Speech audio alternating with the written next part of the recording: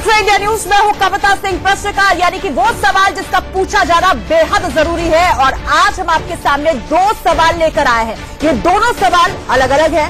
कल प्रधानमंत्री नरेंद्र मोदी के साथ कमोबेश पूरा मंत्रिमंडल उपवास पर है और दूसरा सवाल जम्मू के कठुआ में एक रेप कांड को लेकर है जिसमें 8 साल की बच्ची के साथ कम से कम 20 बार दरिंदगी की तमाम हदों को पार किया गया, रेप किया गया। मंदिर की प्रार्थना सभा में लड़की को पाए से बांधकर रखा गया, उसे भूखा रखा गया, खाना मांगने पर नशे की 4 गोलियां दे दी गई, फिर उसका रेप किया गया। रेप करने वाले ने अपने दोस्त को मेरठ से बुलाया, उसने भी रेप किया। जो पुलिस अधिकारी जांच के लिए आया उसने भी रेप किया। बाप बेटे भतीजे ने मिलकर रेप किया। कितना बताया आपको, सुनकर आपका सर शर्म से झुक जाएगा। आप हमारे साथ बने रहिए, हम इस खबर पर आएंगे, पूरा मामला आपको बतलाएंगे। लेकिन उससे पहले आज की एक दूसरी बड़ी खबर आपको बता दें। कल प्रधानमंत्री नरेंद्र मोदी उपवास पर क्यों रहेंगे, इसके पीछे की सच्चाई क्या है, जरा ये जान लीजिए इस रिपोर्ट के जरिए।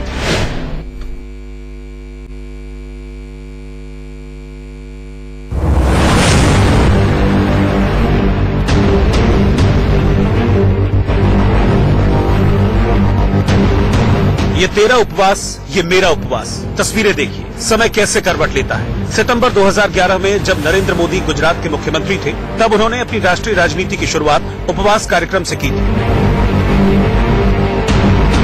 2.5 साल बाद नतीजा सबके सामने था। एक बार फिर मोदी अपने मंत्रियों, सांसदों के साथ उपवास करने जा रहे हैं। इस बार वो देश की संसदीय परंपरा को बचाने के लिए उपवास कर रहे हैं, ऐसा कहा गया है। संसद एक ऐसी जगह है जहां खुली चर्चा होती है, खुली बात होती है, देश भी देखता है। उसको ना देखते हुए उन्होंने रोकने का काम किया ताकि उनके कुकर्म बाहर ना पता चले लोगों को। तो उसी हेतु से प्रधानमंत्री जी और पार्टी पूरा जो सांसद है सभी वो कल उपवास रखेंगे। दरअसल पूरे देश में उपवास का दौर शुरू होने वाला है। कांग्रेस ने शुरुआत की, अब बीजेपी उपवास से ही उसका जवाब दे रही है। गुरुवार के दिन मोदी सरकार के हर नेता मंत्री की टाइमिंग फिक्स है, उनका वेन्यू फिक्स है। कौन कहां बैठेगा, इससे ज्यादा जरूरी है कि उपवास की सियासत का सच सामने आए। अभी 2 दिन भी नहीं हुए हैं जब राहुल गांधी दलितों के मुद्दे पर दिल्ली के राजघाट पर उपवास पर बैठे, लेकिन ये उपवास उपहास में बदल गया क्योंकि छोले भटूरे कांड हो गया और सच्चाई सामने आ गई। एक तस्वीर ने पूरा सच सामने ला दिया। चूंकि मामला कांग्रेस का था, इसलिए बीजेपी ने मोर्चा खोल दिया। अब बीजेपी के उपवास को कांग्रेस नाटक बता रही है। हार सामने देख कल उपवास का स्वांग करेंगे। हम प्रधानमंत्री जी को केवल ये कहेंगे कि देश अहित का पश्चाताप है तो प्रायश्चित का उपवास करें मोदी जी। जनता के गुस्से से भयभीत और हार को सामने देख रहे प्रधानमंत्री तथा भारतीय जनता पार्टी का नेतृत्व कल उपवास का स्वांग कर फोटो खिंचवाने की तैयारी में है। वैसे ये जान लेना जरूरी है कि बीजेपी के उपवास का मुद्दा दलित नहीं बल्कि संसद नहीं चल पाना है। जिस तरीके से वो सदन की कार्रवाई को रोक रहे हैं, शोर मचा रहे हैं और कार्रवाई को चलने नहीं दे रहे, उसके विरोध में ये सभी सांसद अपने अपने क्षेत्रों में उपवास कर रहे हैं। और हमारा मकसद यही है कि देश की जनता को हम ये बताएं कि कैसे कांग्रेस लोकतंत्र का गला घोट रही है। निश्चित तौर से ये पहला मौका है जब सरकार कह रही है कि सभी मुद्दों पर डिबेट कर लो भैया, डिस्कशन कर लो भैया, जिन मुद्दों पे आप चाहते हो चर्चा करो। और विपक्ष कहता है, खासतौर से कांग्रेस पार्टी कहती है नहीं हम चर्चा नहीं करेंगे, हम तो हंगामा करेंगे। कांग्रेस को न सत्ता में रहना आता न विपक्ष में रहना आता है। विपक्ष में रहते हुए भी विपक्ष की भूमिका भी कांग्रेस को याद नहीं है। सिर्फ हंगामा बर्पा कर देना, सिर्फ पार्लियामेंट को नहीं चलने देना, क्या ये विपक्षी भूमिका होती है? संसद में वो अपनी बात को अच्छे तरीके से उठा सकते थे, लेकिन पूरा संसद का सत्र उन्होंने बर्बाद कर दिया। दरअसल मामला भले संसद नहीं चलने देने का है, लेकिन ये पूरी जोर आजमाइश कहीं न कहीं दलित वोट बैंक के लिए ही है। पूरे देश में दलितों का वोट करीब 16% है। 2014 में जब मोदी सत्ता में आए तो उनके आने की बड़ी वजह ये वोट बैंक भी था। राजनीतिक सामाजिक रूप से लंबे समय से हाशिए पर पड़े दलितों को बीजेपी ने हिंदुत्व के जरिए अपने साथ जोड़ने में कामयाबी पाई। पश्चिमी भारत से लेकर जातिवाद के गढ़ उत्तर भारत में भी जय भीम के साथ जय श्री राम का नारा लगा। लेकिन सत्ता में 4 साल के बाद भी जब दलितों को लगा कि उनकी भागीदारी वो नहीं जिसका वादा किया गया, तो सड़क पर आ गए।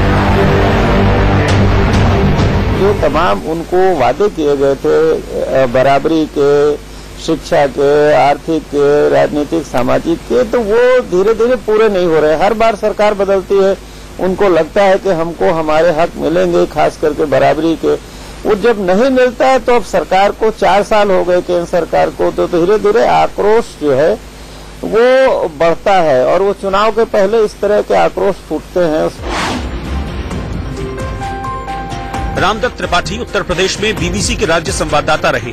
दलित राजनीति को लेकर उनकी ही बातों को दलित नेता और दिल्ली से बीजेपी सांसद उदित राज आगे बढ़ाते हैं। जो लोग सोच रहे हैं कि दबा दिया जाएगा, इससे और ज्यादा आग भड़केगी।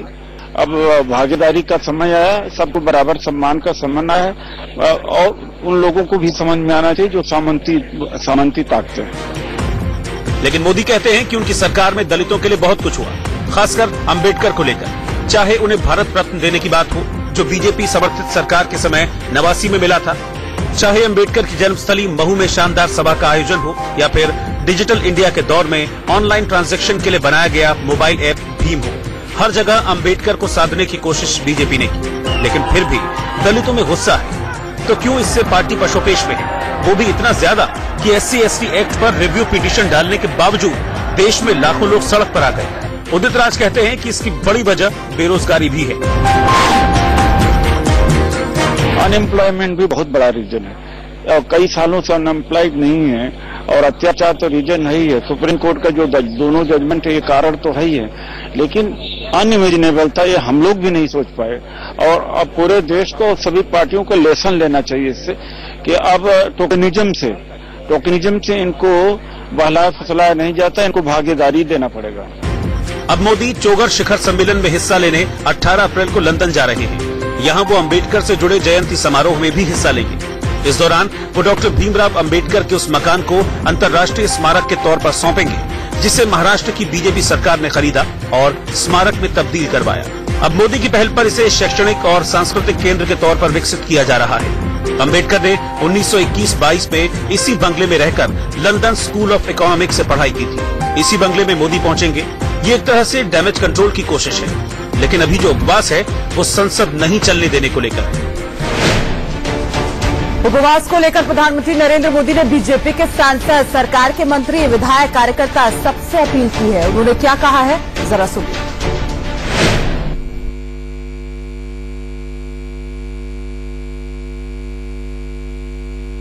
कल 12 तारीख है। आपको पता है पार्लियामेंट को जिस प्रकार से बंदी बना दिया गया, मुट्ठी भर लोगों ने 2014 में जो सत्ता प्राप्त नहीं कर सके, वे अब देश को आगे बढ़ना नहीं देना चाहते। वो पराजय को पचा नहीं पा पाए और इसलिए पार्लियामेंट के अंदर एक दिन भी काम नहीं करने दिया। गरीब से गरीब व्यक्ति को वहां काम होते हैं, निर्णय होते हैं। उनके राजनीतिक अहंकार के कारण, सत्ता भूख के कारण लोकतंत्र को कुचलने का गुनाहित कृत्य किया गया है। तब हम सबका दायित्व बनता है कि देश को ये बात पहुंचाएं कि जिन्होंने लोकतंत्र का गला घोंट दिया है, ऐसे लोगों को उनके इस पाप को हमको दुनिया तक पहुंचाने के लिए हम अनशन करेंगे। मैं भी कल अनशन करूंगा। मेरे दिन भर के कार्यक्रम है वो चालू रहेंगे, लेकिन मैं अनशन करूंगा। मेरा आप सबसे भी आग्रह है कि बहुत बड़ी संख्या में लोगों को जमा करके आप भी अपने अपने विधानसभा क्षेत्र में, संसदीय क्षेत्र में, ग्रामीण क्षेत्र में अनशन करें और लोकतंत्र के दुश्मनों को, लोकतंत्र को दबोचने वालों को, देश की संसद को इस प्रकार से बंदी बनाने वाले लोगों को हमें खुला करना होगा। ये काम के लिए भी मैं आपसे आग्रह करता हूं।